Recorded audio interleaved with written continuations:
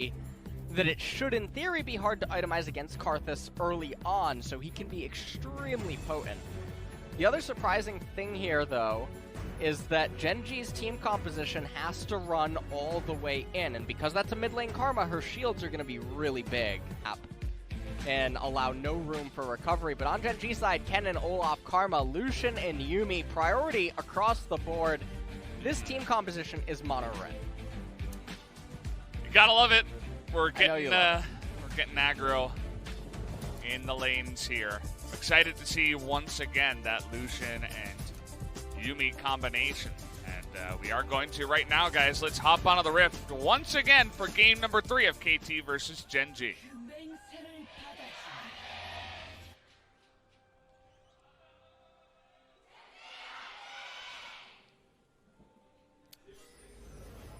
All right, here we go.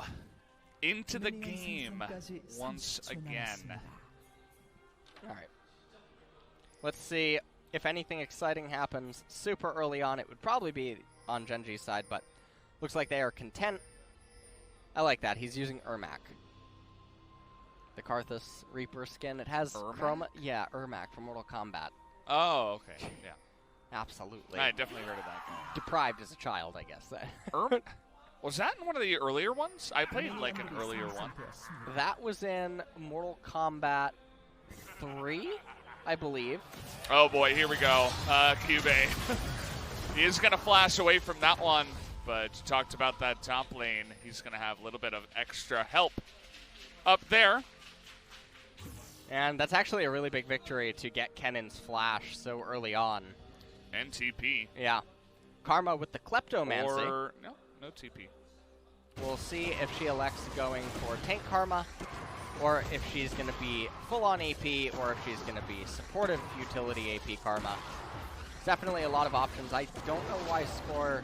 Okay, he was kiting Sal. He doesn't need to take this much damage. Karthus doesn't take any damage from blue. If you kite correctly, he only takes 1 auto attack. So a little bit surprising. He's wasting a lot of HP. He's also not kiting the Gromp in between autos. Definitely a little bit surprising. I mean, it could come into play, especially against Olaf that could get an idea to try to invade you. True. So there's no reason not to be doing these things, because it doesn't take any effort, really. Yeah, basically not min-maxing his clear for sure, which is... Olaf, fortunately, isn't going to be doing anything. He's just chilling. He's farming his top side on the red side of the jungle. Just finished his Raptors. Yep. Doing the red right. He's not kiting. You know, when you get a little bit older and you're playing the game, you just eventually you're like, it's not worth it. Like, I don't really need to kite it. All right. Gonna pat down to golems now. And this might mean that he ends up using the smite on the golem camp instead of having it available for Scuttle Crab if it would come down to a smite fight. So that could be, yeah, he does actually end up smiting it. So, you know, we got a little bit of an issue when this is the stuff that we're talking about this early on. Not too much else is going on, and the story for these games have been, interestingly enough, actually talking about jungler pathing early on. We had that chess match happen in game number 1. Olaf now going to get the right-hand side Scuttle Crab. Karthus going to path to the left-hand side. It's also the rubber band camps for his Gromp and his Wolves, as well as the assumed Wraiths and Raptors and Golems for Seonghwan. So if Karthus gets left side Scuttle Crab, gets both of the rubber band camps as well as his, he can end up creating about a 2-level disparity, especially if he absorbs some of the XP from the lanes, and at that point it's very, very difficult for Olaf to actually recover and salvage the jungle state until much later on in the game. And with an Infernal Dragon spawning, that definitely has to be on both parties' minds. You can see he's doing the Scuttle Crab right now on the minimap. We're not going to talk about the laners that are just sort of playing ping pong with one another right now. He's going to move really into... like ping pong. Yeah. Gonna move into the Raptor area, just plants a ward down, doesn't actually advance up too far to try to get any of the resets, which could be valuable information. You see the Raptors respawn before the Golems or whatnot. you can get a pretty good idea of where the enemy jungler is. You can see he's not really doing anything. He's just sort of wandering around in left side river. Now the Gromp's going to come up and he's going to go around the world. He's going to go from Gromp, Wolves, Raptors back into Krugs, and he's just going to keep farming his Karthus. So no early game activity really going to unfold, and none of the lanes for either team are really synergizing with their jungler appropriately in order to try to coordinate some sort of a game. So let's talk about the things that are really important. So I heard that you didn't know about Mortal Kombat. No, I knew about the early game. Like, I know Scorpion and Sub-Zero and that's like when whatever someone that says guy. That they know Pikachu. That doesn't count. The guy with Name a lot of arms. Goro. Yeah, that guy. Goro. All right, how about you name me all the Raiden, right? That doesn't count either. That's like saying that you know Charizard. Really? Yeah. Is he that popular? Yeah. There's also what's his name? Liu Kang. You're cheating, right? You're actually. I'm just listing the guys from the first game. It's like Dragon Knight. All right. Let's list some of the lesser known. Can you name any of the ninjas? I said Scorpion and Sub-Zero. No, the other ones. What other? There are no other ones. Ermac. There's Smoke. There's Noob Saibot. There's Reptile. There's Rain. Oh yeah, Reptile. Yeah, I've heard of him. You know Rain? Rain? No. Get out. Just get out. Do the intro. Thank you. Rain? Yeah, Rain. What a terrible name of a ninja. Oh, okay. What's your solo queue ID? Dried Banana. Dried Banana. No, I make the best name. My alt is Hippo Fun. All right. We're finally getting some action. We do as we're going in here onto Prey. Lots of AoE, but look at Score, just fearless. And now here's BDD as he's going to be pulled back, and Life is getting off that sinking ship. As he's going to try to stay alive, but he cannot connect again. As the cooldown was there, so 2 kills go the way of KT. That was really unfortunate right there for Gen G. This means that the Infernal Dragon not actually going to go over to KT. I guess KT, as I'm saying that, I realize my own error. Ruler has the teleport available, so Yuumi can actually attach Solution, re-enter the fight relatively quickly.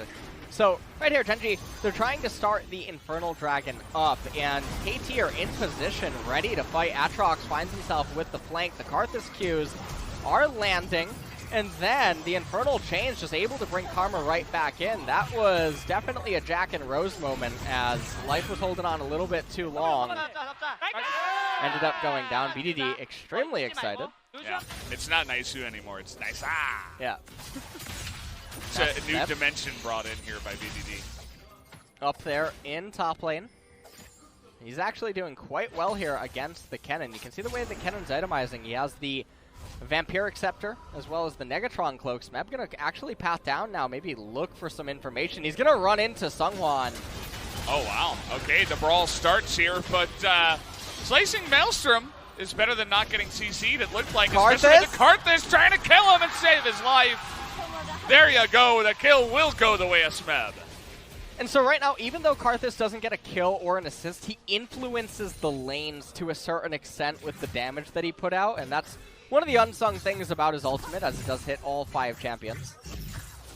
And so definitely he cast that as an emergency factor, even though Smeb was able to bring him down in the end anyway. And now Score, he's going to resume power farming all of his jungle. It's level 6.5 currently. And he skipped on the Wraiths. And the only thing that I can imagine is that when he's doing something like this, he's not looking at the timer at the top right of his screen when he finishes the camp and then adds the appropriate amount to it to know the exact respawn on it. And that's something that you can do. This is now actually going to slow down his experience gain throughout the match. So we take another quick look at the replay. Smeb has the Slicing Maelstrom ult via the Sylas ultimate. And here, the Requiem, it's coming in. It was a little bit delayed. He could have cast it sooner, but Smeb was able to bring him down in the end anyway.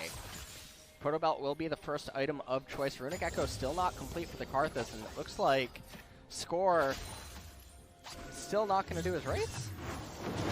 He doesn't like the Raptors. He doesn't like them. He's not a Raptor kind of guy. Yeah, you know? He was rooting for the Warriors. He's a pterodactyl kind of guy. Okay. All right. I see where you're getting at. As Infernal is, by the way, really nice. for all of these champions on the side of KT, as all 4 of them can use it very nicely. So he recalls, but he doesn't have his ultimate actually up right now. He buys into 2 control wards, and because his ultimate's not up, there's no reason to recall as soon as he did. He could have just wrapped south into the golems and then kited up into the raptor camp. Completed both of them because you're already too late for the priority to actually get the left side scuttle crab. So I know that I'm really criticizing the Karthus pathing this game, but when you pick Karthus in competitive, you really have to be on point with your pathing to maintain the experience advantage, as well as the oppression that the champion truly offers, because that's what makes him flourish. Well, not wasting time here was Smeb, really wanted to get in there. Now with the lead in health, Score feels safe enough to just go straight for Shelly. But will be on vision there. But now everybody's trying to get in the fight as nobody's in the bot lane. Genji will lose this fight if they take it. Yuumi and Lucian are here, but Smeb is right there.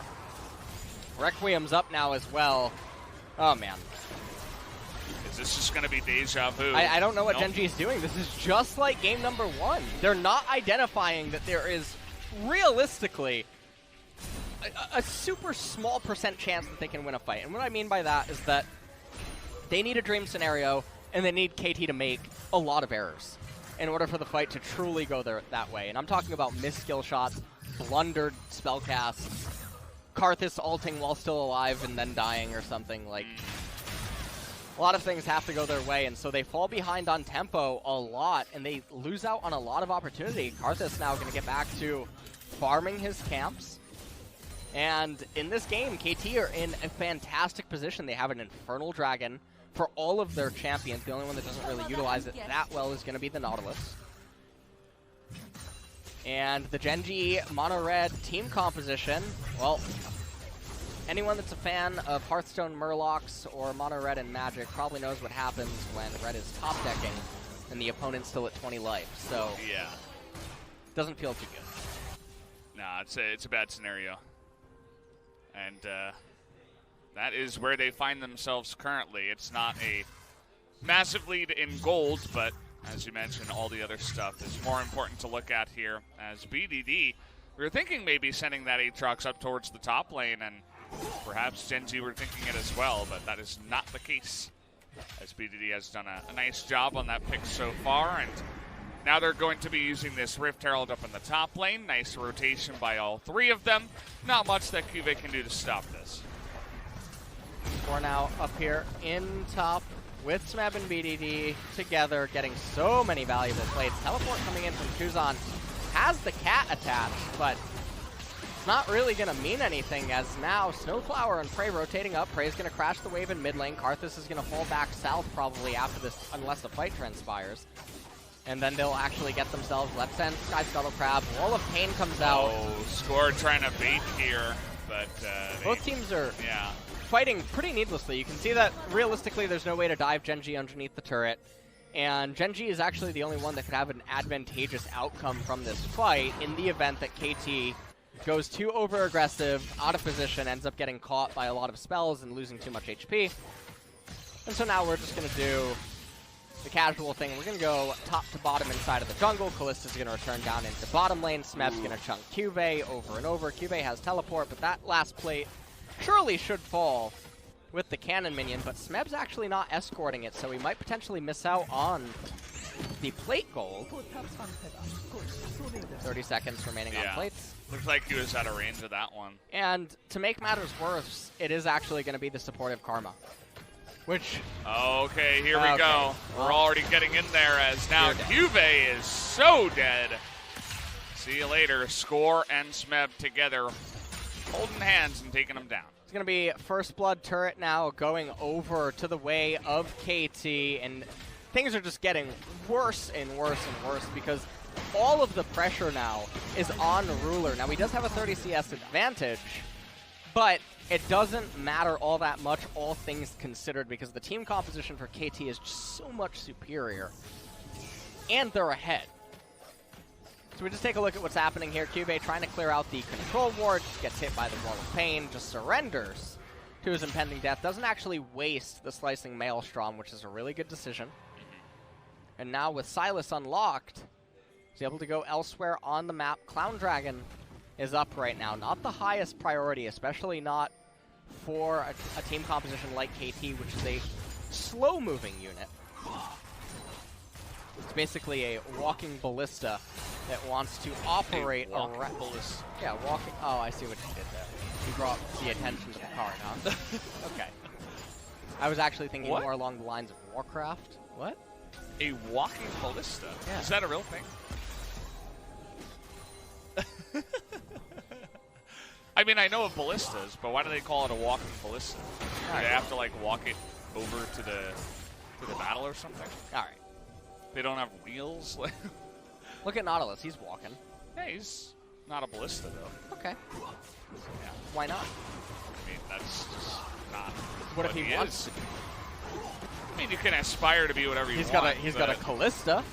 Okay. I mean, that's close enough. All right, and he kind of looks like a ball. So we can call this a ballista. A ballista? Yeah. Really? You wanna call this bot lane the ballista comp? Is there actually a champion? Wait. No. Rammus. That's a ballista. Yeah, that's absolutely a ballista. That's a ballista. Now Nautilus, I don't think so. But with Rammus, yeah. We're gonna try to root score here. Bit of damage coming out, but not quite able to get in range. To actually win this. Yeah, trying to save him teleport now. Actually late from KT. Oh boy, the exhaust, and Olaf just disappears and does nothing. Double slicing Maelstrom now as Snowflower is going to go down, but that's going to be it for them as now Ruler in a ton of trouble. Perfect stopwatch as well, and Score donates his life to science, says, take me with you. I don't want to play this game anymore.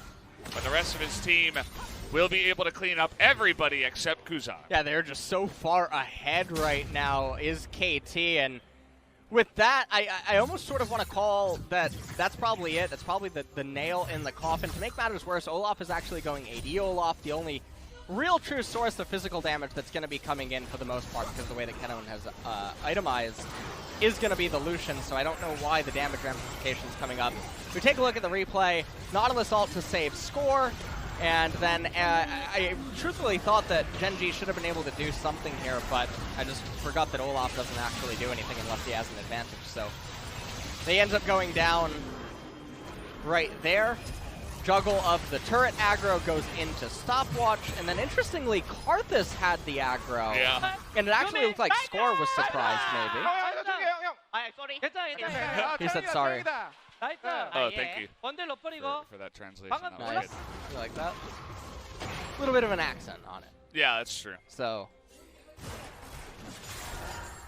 wanted to make sure people understood that Score was sorry. And so now there is no magic resist almost present on the side of Genji. Yes, Yuumi has a little bit right now. Karma does have the Athene's Unholy Grail, but for the primary carries and damage dealers, there is none there. So Karthus with 33 M-Pen right now, going to be dealing near true damage with most of his abilities. Oh, and boy. Q-Mate might just die. Yeah. See you later. BDD is a tank right now. He is doing so much. Absolute unit, as you mentioned before. He is insane. As here we go. Getting on top of Ruler as well. He is able to get away.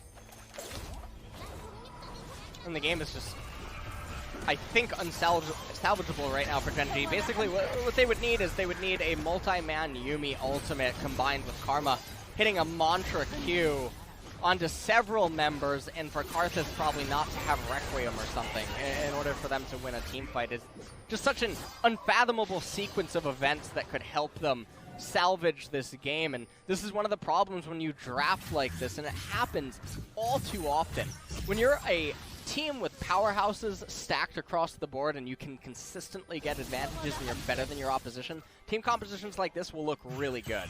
When it looks behind, it looks like go next. I think he used his E, and so BDD just said, yeah, I'm just going to kill you. And he made it look really easy, as it can be up against a Kennen sometimes, if he doesn't have his mobility. And now they're just hanging around, looking to bully again. Here comes BDD, trying to hit that knockup. will hit the next one. Karthus not getting in range, but it might not matter here as the Q's trying to land. Cube's playing with fire. He doesn't want the Requiem to come in. He wants to stop it, but he can't. Oh, that was so sad to watch as he dies again, this time at the hand of the Requiem. And that's another nice little pickup right there for KT as they just continue to accelerate further and further ahead. And so, even though there's the wit's end on the Kennen, it's not really going to come into much effectiveness this game. He's not going to be able to split push realistically and accomplish anything. Cloud Drake coming up in 20 seconds. Things are just going to go from bad to worse soon. Karthus probably going to actually complete Morellonomicon. It's not a bad itemization here. Yeah. There is double Athenes on the side of Gen.G, so reducing their healing is going to be quite effective. Yumu's and Black Cleaver on the side of Aatrox. And probably should just see a Guardian Angel actually come out next for both Kalista and Aatrox to really restrict and suffocate Gen.G in this game. We're going to just take a look at the replay. BDD almost ends up dying there, and then you can see that Cube, he's playing with fire by walking towards the Karthus, but he doesn't actually have another option because as soon as Karthus presses the R button, even if he was running away, he's going to die. I feel really bad for Kennen. Yeah. That felt really bad. The audience also felt pretty bad about that one. And there's going to be another Infernal Dragon coming up next in 4.5 minutes.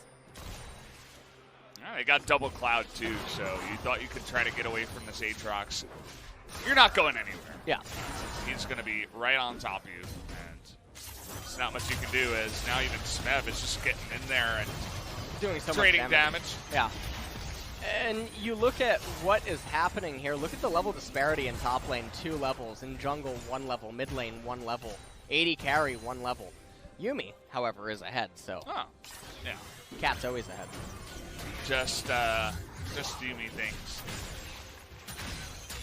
Baron might be on the agenda. It is a little bit early to try to go for this, but realistically they can't lose a team fight, so they can just use Baron as a means to entice Gen.G. They have the Kalista too, and you can see that Gen.G can barely even enter the first brush. You have a Nautilus here trying to delay and waste time, and look at how low it gets. Smite and Ren at the same time. Easy Baron take at 22 minutes. That's going to be a recall into Morellonomicon now completed for Karthus. Doran's Shield sold for Aatrox, picks up 2 control wards. Amp Tome picked up for Karthus as well. Probably going to go Zanya's Hourglass next. Silas as well will be going Zanya's next, so they'll have a lot of ways to juggle turret, aggro, Infernal coming up in 3 minutes. Kuzan trying to attack Baron indirectly by killing off all of the minions so that there's no wave to buff. Aatrox is going to have to wait quite a while, but BDD, he's going to try to kill Kuzan right now. Yeah, it can be a little bit more difficult up against the Karma if she tethers to you, but the flash absolutely necessary there to get him out of danger, as now the push will begin. They have that Olaf Yuumi again, but you can see, as we've talked about before, that he's really not able to do much under the turret here. Just throw a couple of axes. It's sad Olaf bowling today. And this is one of the really neat things, is that Karthus is able to transition into basically a siege tank at this point. He has such long range on his late waist that it's sort of much akin to Talia and Nidalee when trying to push turrets, and the Wall of Pain is definitely obnoxious. And so yeah, Guardian Angel actually will be the next item of choice for Kalista, so I think that's fantastic optimization out of Prey. Recognizes that realistically, there's no way for Gen.G to win outside of getting miracle picks or shutdowns, and without any of that, they're not going to have any options available. It's a 10,000 gold lead right now, not even factoring in the Infernal Dragon. Yeah. And this does kind of just feel like one of those inevitable games, right? As, I don't know what you were doing so close to the Nautilus. Easy pickup there for the side of Snowflower. As you can see, Ruler, he still has his flash. Just didn't expect that to connect, but was absolutely in range. Couldn't get away, and now they're pushing for the end as BDD, they do some pretty insane damage as Smeb here going to take a lot of that aggro as BDD is just terrorizing this back line. Not much that Cube and the rest of the team can do. And it's going to be a relatively fast game here, as at least Kuzan is going to get away.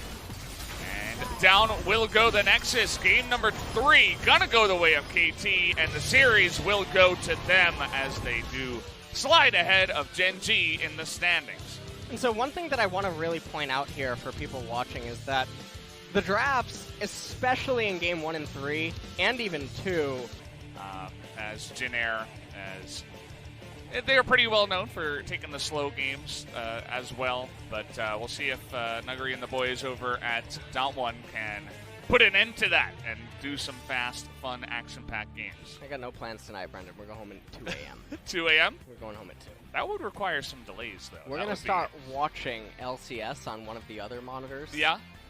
While we're watching the LCK. We're going to start talking about that. Maybe we can start commentating that league at the same time. There you go. 2 for 1. You're really on the broadcast right now. What? 5-head. Oh, yeah. This was the 2 for 1. This is the Titanic. That was the sinking ship. This is where the game all fell apart. As they tried to get that Infernal Dragon Cube, trying to clear out the pink ward, and instead got hit by a wall of pain and wrapped up by the guy in chains. So right here, this actually looked like it was going to be favorable for Gen G, but I mean, this is everything Olaf right here. Just pay attention to what he does. Red Smite, E, cast, Q, run away. Tends to be the case with Olaf when he's not ahead. Very difficult to go through VODs and realize that, though. Yeah, that's nearly impossible. How does Karthus get the aggro?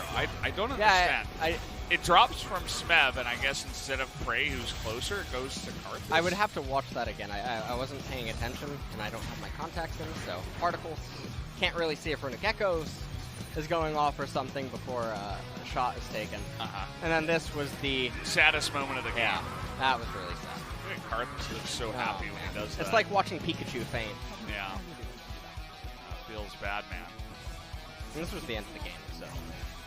Yeah, let's see if we can. There we go, 2 for 1. And, you know, killing Yuumi after you get the 80 carry, it's like walking over honeycomb. You auto attack it in the river, and you gotta sort of walk around it. It's a little bit of a nuisance, but yeah, you get there eventually. I guess we'll kill her. As, just talking about ending the game and BDD just having more and more fun out in the back line, just decimating this team. Wow. The screams. Well, this means a lot to them. Remember KT's performance in spring, so even if to most viewers and us, we know that KT are just going to roll over the base, it still does have an emotional impact for the players to be able to come off of today with a win. And it's going to be a 2-1. Yeah, 2-1, a very close, or rather a very fast game 3 here. Yeah. And nearly a perfect game. Games. Just the 2 kills on the side of Gen G. Don't even really remember when those happened. As Karma did the most damage. At the very end. Yeah, when Smeb into the fountain, It's like, take me with you. I'm done with this game. BDD going to pick up the 2 MVPs from their games here.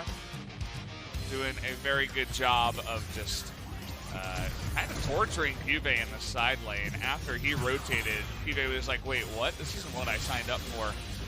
As he was consistently down levels and not able to fight him at all. And we're going to get a 3rd replay of this one. Look how happy Karthus looks. Karthus looks really happy. Did you hear his laugh? That's some sadism. He's liking it, yeah. Yeah.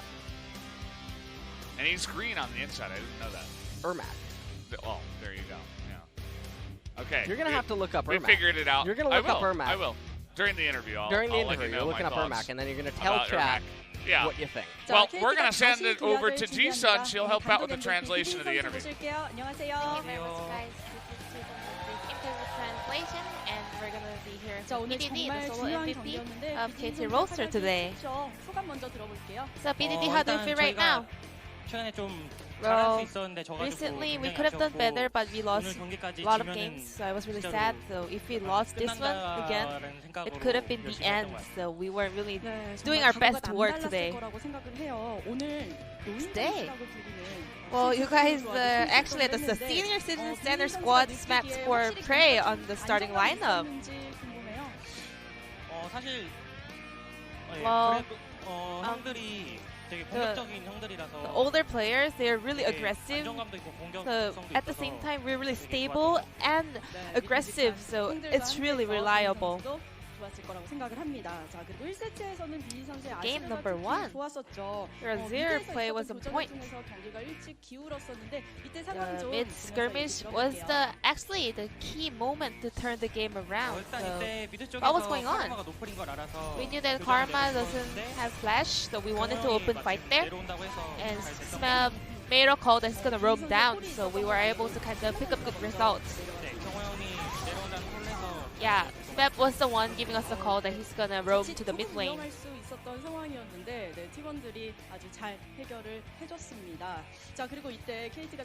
And also, KT was lucky to steal the Herald. What did Score say at that moment? Well, Score, he didn't really know that he stole it at that moment. I also didn't know. We were like, oh, we got the Herald, and then we were just happy to pick up the eye of the Herald.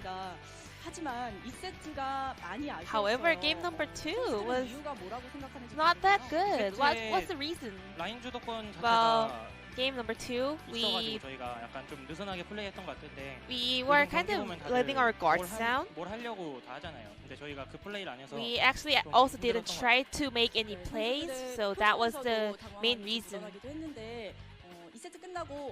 And what kind of feedback did you guys have after game number 2?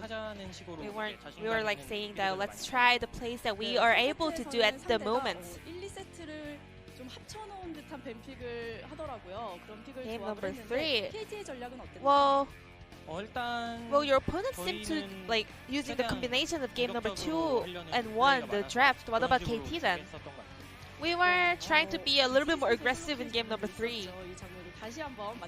And let's go through some of the solo kill clips over there. How did you calculate that? I saw that he used his E to push the lane, so I just solo killed and one comboed him down. Did you expect that you're gonna be that fed in this game? Well, my teammates was doing such a great work opening fights, so I was able to pick up a lot of kills, and I was able to kind of scale enough. And also the mic check of KT Rolster is also going viral. So the CJ Legend BDD, how's your teamwork going with Prey? I feel really comfortable with him because I mean I've been playing with him together a lot, so I'm really used to playing with him in a team. And I could see you guys like cheering before entering the venue, so the atmosphere looked really positive and really good. So how does the preparation go nowadays? Well, even though we lose some games, you know, they are really bright. The older players, they're really bright and they're really contributing a lot to create really positive move going around in our team. However, KT Rolster, you guys are facing a lot of strong teams from now on. Well, we are on a process to kind of stepping up our performance. However, it's gonna be a challenging game, but we are gonna do our best to pick up as many victories as we can.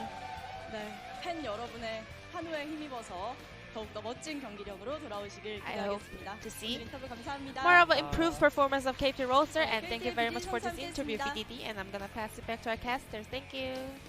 Thank you, Ji-sun, as always, for the wonderful translation, as we did check in on Ermac, and it's basically Karthus, so in that skin. He even floats the same way. I know. It's weird. Yeah. I wonder where they got the idea. There's a rain chroma, too, for Karthus. That skin has several chromas. I think they're inspired by Mortal Kombat. And as I said, KT stole the spot. Yeah, they did. Well, so that sign it technically does say that they're tied at 5th place, with the exact same indicator score of 0, but you are right. The head-to-head is a tiebreaker, and KT is ahead technically as a very close top bunch whenever I look at these standings. But none of those teams are playing in the next matchup, guys. It is going to be Dom1 up against Jinair, as Dom1 will hope to join the 2-2 club, or if Jinair can get some redemption finally. Yeah, and if they end up getting it, then it's really just going to be SKT and Hanwha that are down there at 1-3 apiece. So it's going to be very interesting, because this is probably not the kind of standings that people were expecting coming into summer. I was talking with the Bilgewater Cafe guy right before the cast, and even he was saying, like, I have no idea what's going on. I can't predict what the standings are going to be. No one can. It is very hard, of course, as summer is already heating up. It's been very good so far. But, guys, we're probably going to be back at around 8 p.m. KST, so we'll see you then for Dom1 versus Jinair.